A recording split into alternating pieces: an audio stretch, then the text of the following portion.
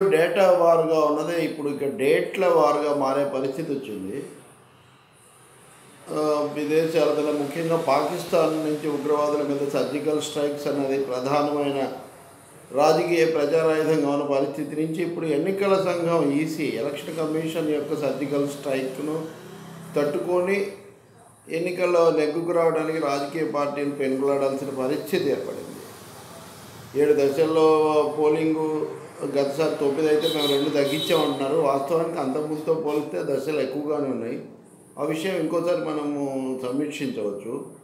కానీ ఆంధ్రప్రదేశ్, తెలంగాణ 2 తెలుగు రాష్ట్రాల్లో కూడా మొదటి విడతలోనే ఏప్రిల్ 11నే మొత్తం ఎన్నికలు పెట్టి ఫలితాలు మటుకు మే 23 రావడం అంటే ఒక సుదీర్ఘమైన ఎడతెగని నిరీక్షణ ఇక్కడ అనివార్యంగా ఉండేటుంది. గతసారి కూడా అలాగే జరిగినా ఇప్పుడు మొదటి విడతలోనే ఉండడం వల్ల ఈ నిరీక్షణ ఇంకా చాలా ఎక్కువగా ఉండబోతుంది అనేది స్పష్టం. ఇప్పుడు ఏమవుతుంది, ఇప్పటివరకు డేటా వార్ గురించి ఎక్కువగా పెనుగులాడుతున్న పార్టీలు ఒక్కసారిగా ఇక ఎన్నికల మూడ్లోకి రాక తప్పనటువంటి పరిస్థితి. ఇంత తక్కువ సమయము అంటే నామినేషన్లు అవి ఇవి చివరి 2 రోజులు ప్రచారం లేకపోవడము, అభ్యర్థుల నిర్ణయం ఇవన్నీ తీసేస్తే కనుక ప్రచారానికి ఖచ్చితంగా ఒక 20 రోజులు 22 రోజులకు మించి ఉండే పరిస్థితి అయితే ఉండదు. కాబట్టి ఇది మంచిదా చెడ్డదా, ఏ పార్టీ మీద ఎలాంటి ప్రభావం ఉంటుందంటే, నిజానికి చాలా కాలంగా రాష్ట్రంలో ఎన్నికల వాతావరణము పెద్ద పార్టీలు అన్ని దాంట్లో మునిగి తేలడం జరుగుతుంది. కాబట్టి ఇదేదో హఠాత్తుగా వచ్చిందని చెప్పలేము, అనూహ్యమని రాక తప్పదని కూడా తెలుసు. కానీ ఊహించని దానికంటే తొందరగా తక్కువ వ్యవధితో వచ్చిందని మటుకు మనం చెప్పక తప్పదు. ఇక వెనువెంటనే ముఖ్యమంత్రి చంద్రబాబు నాయుడు మీడియాతో సమావేశమై మేము సిద్ధంగా ఉన్నాము, మరొకసారి ఆశీర్వదించండి, అభివృద్ధి సాధించాము ఇవన్నీ చెప్పారు. సరే, సహజంగా చెప్తారు మరొకసారి ఆశీర్వదించండి. కానీ మళ్ళీ ఆయన డేటా వారు, మళ్ళీ కుట్రలు, వాటినే ప్రధానంగా తీసుకొని రావడం చూస్తుంటే రాబోయే రోజుల్లో కూడా దాన్ని ఇంకా కొనసాగించాలనుకుంటున్నారు. అది నిజంగా అంత ఫలితం ఇస్తుందా అనే ఒక సందేహం కలుగుతుంది. ప్రభుత్వ విధానాలు, వాటికి సంబంధించినటువంటి విషయాలు, విమర్శలకు సమాధానం చెప్తే చాలా బాగుంటుంది. కానీ ఆంధ్రప్రదేశ్ ఎన్నికలను ఆంధ్ర తెలంగాణ మధ్య, లేకపోతే టీఆర్ఎస్ టీడీపీ మధ్య, లేదా కేసీఆర్ కావాలా నేను కావాలన్నట్టుగా చంద్రబాబు ఎంచుకుంటే మటుకు అది సెంటిమెంట్లు రైస్ చేయొచ్చని ఆయన అనుకోవచ్చు. కానీ అంత సులభంగా అంత తేలిక ప్రజలు దానికి ఏమీ లోబడతారు. ప్రభావం ఉండదంటే తప్పనిసరిగా కొంత ప్రభావం ఉంటుంది. కానీ దానికంటే కూడా రాష్ట్రంలో ఉన్న ప్రతిపక్షాలను ఎలా అనే దాని మీద వారు దృష్టి పెట్టాలి. అలాగే ప్రజా వ్యతిరేక చర్యలకు సంబంధించి కొంత ఆత్మవిమర్శ చేసుకోవటం, ప్రణాళికలో సరైనటువంటి దిద్దుబాట్లు చేపట్టడం అన్నది పాలకపక్షం ముందున్నటువంటి ప్రధానమైన సవాలు. తెలుగుదేశం నుంచి కూడా చాలామంది వెళ్తున్నారు. ఇప్పుడు ఉదాహరణకు సినీ నటుడు అలీని అన్ని సత్కారాలు చేసిన తర్వాత ఆయన ఈరోజు వెళ్ళి వైసీపీలో చేరిన పరిస్థితి కూడా మనం చూస్తున్నాం. వైసీపీ నుంచి కూడా చాలామంది వస్తున్నారు. కానీ అదే సమయంలో తెలుగుదేశం పార్టీ అభ్యర్థుల ఎంపిక కసరత్తు చూస్తూ ఉంటే మటుకు, బయట నుంచి వచ్చే వాళ్ళని చేర్చుకోవడం చూస్తుంటే మటుకు పెద్ద కసరత్తే జరుగుతుంది. చంద్రబాబు నాయుడు అంత తేలిగ్గా అంచనా వేయటం లేదు. కొంత అభద్రత కూడా ఉంది అనేది అయితే మనకు స్పష్టమవుతుంది. అయితే 2014లో ఉన్నంత అభద్రత ఉందా అంటే ఉండకపోవచ్చు. ఇప్పుడు ముఖ్యమంత్రి స్థానంలో ఉన్నారు కాబట్టి లోకేష్ ఎక్కడి నుంచి పోటీ చేయాలన్నది కూడా ఇంకా పూర్తిగా తేలినట్టు కనబడదు. బహుశా ఉత్తరాంధ్ర నుంచి, విశాఖ నుంచో, లేకపోతే ఆ దగ్గరలో నుంచో చేయొచ్చు. చివరి నిమిషంలో ఇంకో విధమైన నిర్ణయం కూడా ఉండొచ్చు.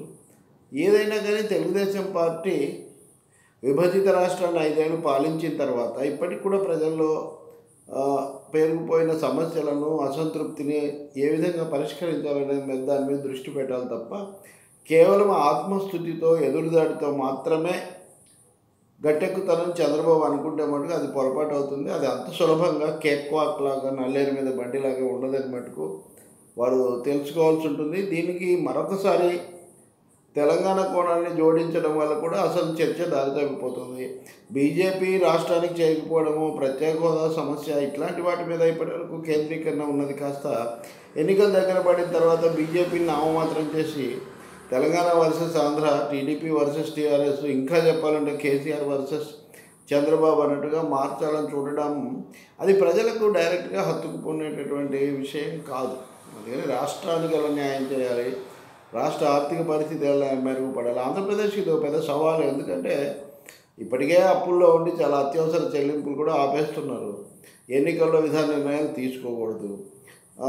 పోలింగ్ ముగిసిన తర్వాత ఫలితాలు రావడానికి మధ్యలో చాలా సమయం ఉంది. కాబట్టి ఒక సుదీర్ఘ ఆర్థిక ప్రతిష్టంభన కూడా ఆంధ్రప్రదేశ్కి ఎదురు కాకపోతుంది. దాన్ని కూడా ఎలా తట్టుకుంటారో మనం చూడాలి.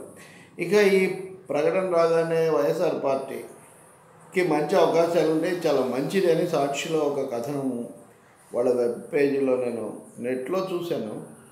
ఇది నిజంగా వాళ్ళు అనుకుంటే అనుకోవచ్చు, లేదా అలా చెప్పడం మంచిదని కూడా వాళ్ళు భావించవచ్చు. కానీ వ్యవధి లేకపోవడం ఏదో చాలా గొప్ప విషయం అని వైఎస్ఆర్ పార్టీ అయినా ఎవరైనా సంతోషించడంలో పెద్ద ఔచిత్యమేం కనపడదు. ఎవరికైనా ఎక్కువ సమయం ఉంటే ప్రజల దగ్గరికి వెళ్తాం, ఇంకా చెప్తామని తప్ప పాదయాత్ర చేసాము, ఇదివరకే కలిసాము కాబట్టి ఇప్పటికే ప్రజలందరూ మాకు రెడీగా ఓట్లు వేయడానికి సిద్ధంగా ఉన్నారని వైఎస్ఆర్ పార్టీ అనుకుంటే వారు ఇంకా అతిశయోక్తులను కొనసాగిస్తున్నట్టు ఊహాలోకంలో ఉన్నట్టు భావించాల్సి వస్తుంది. వైఎస్ఆర్ పార్టీకి ఏకపక్షంగా ఉండే అవకాశం ఏం లేదు. తీవ్రమైనటువంటి రాజకీయ ప్రశ్నలు ఉన్నాయి.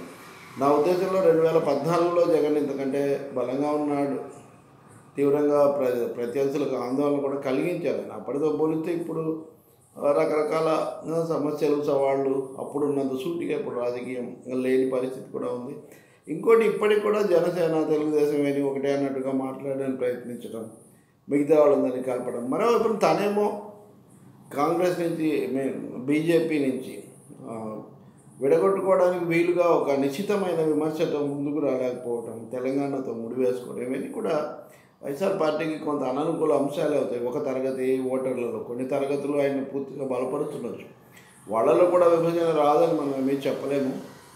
కానీ నా ఉద్దేశంలో ప్రత్యేక హోదా మీద కొన్ని ఉద్యమాలు, రాజీనామాలు అవి చేసినప్పటికీ తీరా అవసరమైన సమయంలో మోడీ మీద తగిన విమర్శ చేయలేకపోవడం, తెలంగాణతో ముడివేసుకోవడం, ఈ మధ్యలో శాసనసభను బహిష్కరించడం, నవరత్నాలనే నమ్ముకొని చివరికి వచ్చేసరికి దాన్ని మళ్ళీ డేటా వారుగా మార్చడం, ఇవన్నీ కూడా రాజకీయ దృశ్యాన్ని గందరగోళపరిచాయి. వైఎస్ఆర్ పార్టీ నుంచి కూడా చాలామంది నిష్క్రమించారు.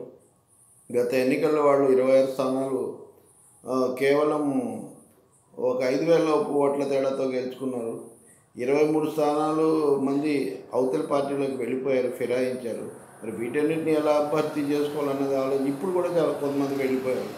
దీని మీద దృష్టి పెట్టకుండా అంతా సిద్ధాంతంలాగా ఉందనుకుంటే అది కొంచెం అతిశయక్తి కదా. అది వాళ్ళే నష్టం చేసుకునే వ్యవహారంగా ఉంటుంది. ప్రజలంతా ఏకపక్షంగా ఆలోచిస్తారనుకోలేము. అన్ని కోణాలు ప్రజలు చూస్తారు. చంద్రబాబు మీద విమర్శలు, దాడి అదంతా ఒక భాగం. చంద్రబాబు లోపాలు, జగన్ లోపాలను ఏమి సరిచేయవు. దానికి ఇదేమీ కాంపెన్సేటరీ కాదు. ఇక మూడోది జనసేన గురించి ప్రధాన పార్టీలు రెండు కానీ లేదా వాళ్ళ చేతుల్లో ఉన్న మీడియా కానీ చెప్పకపోయినా జనపవనంలాగా ఆయన ఈ మొత్తం కాలంలో ప్రజల్లోకి వెళ్ళటం, అన్ని చోట్ల కలుసుకోవటం, వామపక్షాలతో సీట్ల సర్దుబాటు చేసుకోవడం, ఇవన్నీ కూడా ఒక వాతావరణాన్ని అయితే సృష్టించాయి. ఈరోజు కూడా ఒక జాతీయ పత్రిక పేరుతో ఏదో ఒక సర్వేలో ఆయన చాలా హంగు వస్తే కీలక పాత్ర వహిస్తారని చెప్పినట్టుగా అందులో ఉంది. ఇంకోటి, జగన్ వైఎస్ఆర్ పార్టీ మాకు అనుకూలంగా ఉందని చెప్పే సర్వేలో కూడా జగన్ 45%, 36% చంద్రబాబుకి అంటారు. అంటే మధ్యలో 19% ఉంది. ఇది కాక పవన్ కళ్యాణ్కి 5% ఉందని వాళ్ళు ఆ సర్వేలో చెప్తున్నారు.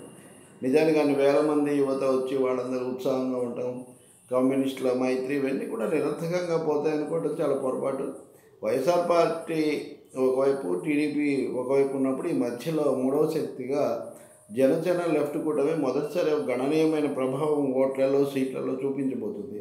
ఎన్ని వస్తాయేంటి మనం ఇప్పటికిప్పుడు జోస్యం చెప్పనక్కర్లేదు. కానీ ఫలితాన్ని, పర్యవసానాన్ని ప్రభావితం చేసేంత బలంగా మటుకు అవి పాత్ర వహిస్తాయని మనం తప్పకుండా చెప్పాలి. దీంట్లో పవన్ కళ్యాణ్ నిరంతరాయంగా ఆయన ప్రజల్లోనే ఉంటూ ప్రజలతో, యువతతో కలుసుకుంటూ మాట్లాడుతూ తన పద్ధతిలో, జగన్ ఒక పద్ధతి, ఆయన ఒక పద్ధతి, అధికారంలో ఉన్న చంద్రబాబు ఇంకో పద్ధతి.